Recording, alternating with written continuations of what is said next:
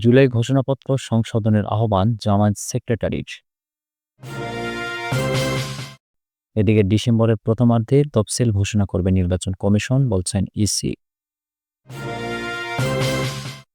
তফসিল ঘোষণার পর দেশে ফিরবেন তারেক রহমান, বললেন হুমায়ুন কবির। এবং সর্বশেষ জানাবো, ১০ বছরের কারাদণ্ড থেকে খালাস পেলেন জি কে শামীম। শুনছিলেন সংবাদ শিরোনাম, এবারে বিস্তারিত। জুলাই ঘোষণাপত্র সংশোধনের আহ্বান জামায়াত সেক্রেটারির। জুলাই ঘোষণাপত্রে একটি নির্দিষ্ট রাজনৈতিক দলের চিন্তা ও চেতনার প্রতিফলন দেখা গেছে, এমন মন্তব্য করেছেন বাংলাদেশ জামায়াত ইসলামীর সেক্রেটারি জেনারেল মিয়া গোলাম পরোয়ার। তিনি বলেন, জাতি জুলাই বিপ্লবের অপেক্ষায় ছিল। এটি দেশের ইতিহাসে একটি গুরুত্বপূর্ণ ঘটনা হিসেবে চিহ্নিত হয়ে থাকবে। তবে যদি শত শত মানুষের রক্ত ও ত্যাগ বৃথা যায়, তাহলে আরেকটি ফ্যাসিবাদের জন্ম হতে পারে। তিনি অভিযোগ করেন, বিচারপতি হত্যা, পিলখানা হত্যাকাণ্ড, শাপলা চত্বরের ঘটনা এবং শিক্ষকদের অবদান, এসব কিছুই জুলাই ঘোষণাপত্রে উপেক্ষিত। জুলাইয়ের যে গণ আকাঙ্ক্ষা ছিল তা ঘোষণাপত্রে প্রতিফলিত হয়নি। তাই এসব বিষয়ে অন্তর্ভুক্ত করে ঘোষণাপত্রটি সংশোধন করতে হবে।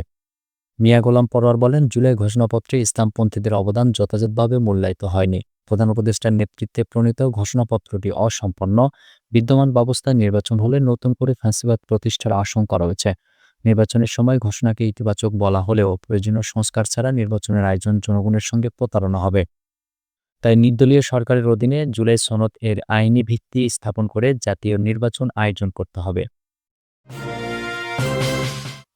ডিসেম্বরের প্রথমার্ধে তফসিল ঘোষণা করবে নির্বাচন কমিশন, বলছেন ইসি। ডিসেম্বরের প্রথমার্ধে তফসিল ঘোষণা করবে নির্বাচন কমিশন। চূড়ান্ত হচ্ছে দল ও প্রার্থীর আচরণবিধি।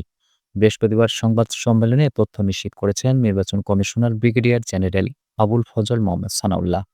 তিনি বলেন, তফসিল ঘোষণার ৬০ দিনের মধ্যে নির্বাচন অনুষ্ঠিত হবে। আগামী ৩১ অক্টোবর পর্যন্ত যারা ভোটার হবেন তারা আগামী নির্বাচনে ভোট দিতে পারবেন। পোস্টাল ব্যালটে ভোট দেবেন প্রবাসী ভোটাররা, উল্লেখ করে তিনি আরও বলেন, প্রবাসী ভোটারদের ভোট দিতে হলে অনলাইনে রেজিস্ট্রেশন করতে হবে। সেপ্টেম্বর মাস থেকে প্রবাসী ভোটারদের বিভিন্ন বিষয়ে অবহিত করা হবে বলেও জানান তিনি।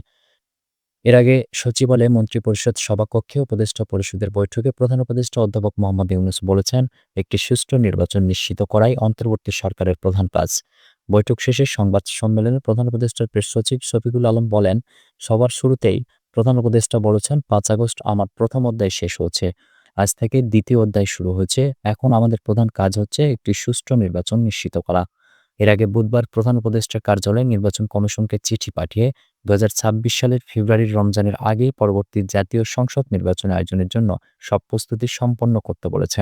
এ চিঠির মাধ্যমে নির্বাচন আয়োজনের জন্য নির্বাচন কমিশনকে সরকারের অনুরোধের আনুষ্ঠানিকতা সম্পন্ন হয়েছে। ইসি সূত্র জানিয়েছে, জাতীয় সংসদ নির্বাচনে কৃত্রিম বুদ্ধিমত্তা বা এআই ব্যবহার পুরোপুরি নিষিদ্ধ থাকবে। ভোটারদের বিভ্রান্ত করতে ডিপফেক, মিথ্যা, পক্ষপাতমূলক, অপপ্রচারমূলক, কুৎসা ও মানহানির কন্টেন্ট সামাজিক যোগাযোগ মাধ্যমে প্রকাশ করা যাবে না।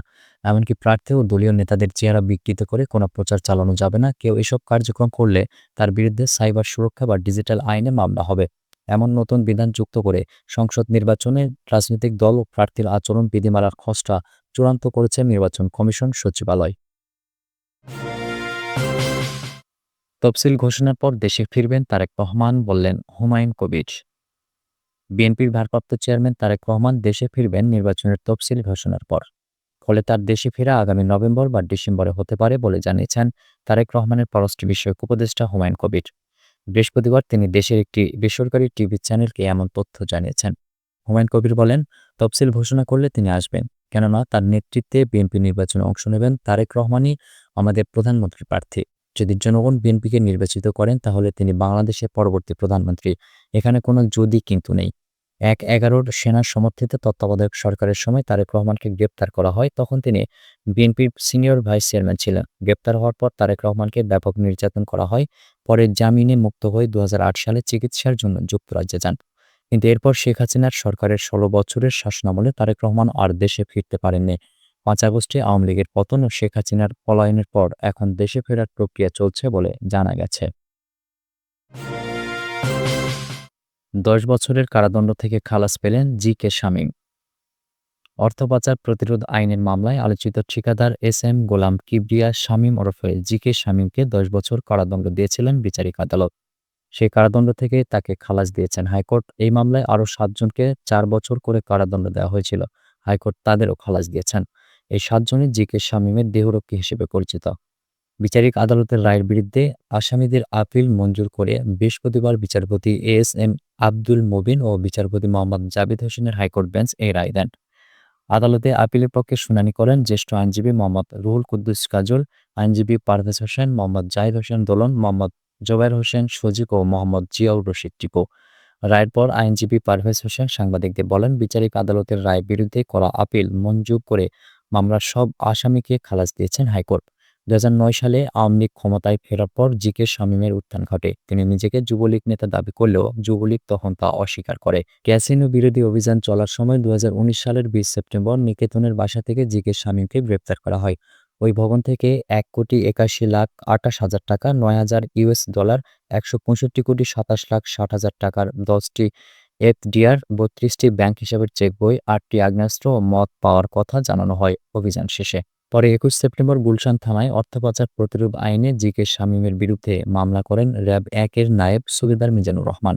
মামলায় বলা হয়, শামীম তার দেহরক্ষীদের সহযোগিতায় দীর্ঘদিন ধরে বিভিন্ন ধরনের টেন্ডারবাজি, মাদক ও জুয়ার ব্যবসাসহ স্থানীয় টার্মিনাল, গরুর হাট-বাজারে চাঁদাবাজি করে নামে বেনামে বিপুল পরিমাণ অবৈধ অর্থের মালিক হয়েছেন। বিপুল পরিমাণ অর্থ বিদেশেও পাচার করেছেন তিনি। তদন্ত শেষে অপরাধ তদন্ত বিভাগ সিআইডির সিনিয়র সহকারী পুলিশ সুপার আবু সাঈদ ২০২০ সালের ৪ আগস্ট আদালতে জি.কে. শামীম ও তার ৭ দেহরক্ষীর বিরুদ্ধে অভিযোগপত্র জমা দেন। সেটি গ্রহণ করে ১০ নভেম্বর আসামিদের বিরুদ্ধে বিচার শুরু করেন আদালত। বিচার শেষে ২০২৩ সালের ২৭ জুলাই রায় দেন আদালত। রায়ে জি.কে. শামীমসহ ৮ জনকে কারাদণ্ড দেওয়ার পাশাপাশি প্রত্যেক আসামিকে সম্মিলিতভাবে ৩,৮৩,৩৫,৮১৪ টাকা জরিমানা করা হয়। পরে এই রায়ের বিরুদ্ধে আপিল করেন তারা। সেই আপিল মঞ্জুর করে রায় দিলেন উচ্চ আদালত।